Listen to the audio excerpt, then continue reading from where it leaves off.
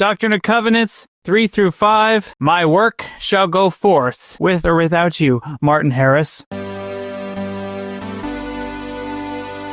Approaching Zion, come follow me. Let's get into it. Poor Martin Harris.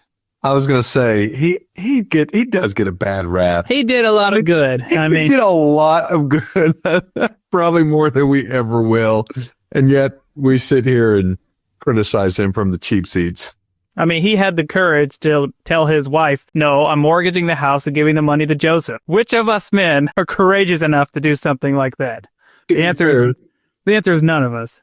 It was a different time. It would be much more difficult to get away with that today. That's for sure. All right, my work shall go forth. So sections 3 through 5. Let's just get into it. So this is the context of the lost manuscript of the Book of Mormon. So the history is Joseph Smith starting to translate the Book of Mormon. Martin Harris is helping him, right? He's one of the few, good friends that Joseph Smith has at the time that's supporting him financially even. They're working on the translation of what is referred to as the Book of Lehi. And of course, the story is that Martin Harris is feeling the pressure at home of what you putting all our money into, etc.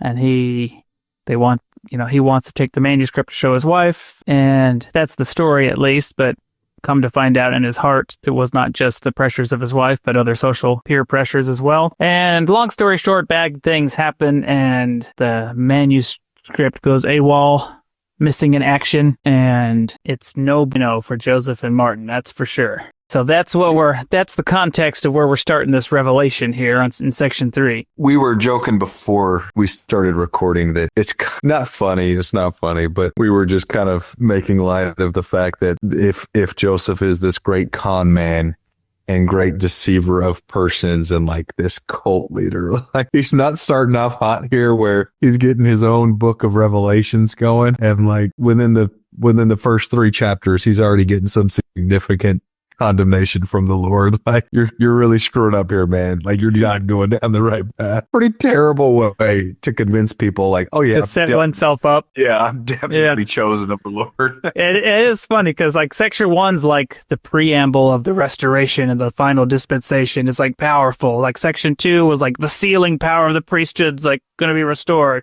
And section 3 is like, if you screw up, Joseph, I could take this away from you. Yeah. Like, I've got a backup plan. If not you, somebody else. Don't you worry.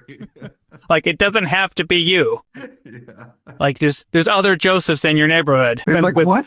After everything I've done? It's like, the requirements are Joseph, father named Joseph. Like, it's not that difficult to find somebody.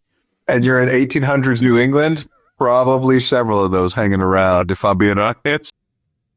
Hit that like button, leave us a comment, subscribe to the channel. We really appreciate it. They may seem like little things, but liking, commenting, it helps the algorithm push our content out to more people. So it's our small way of sharing the gospel in a social media age.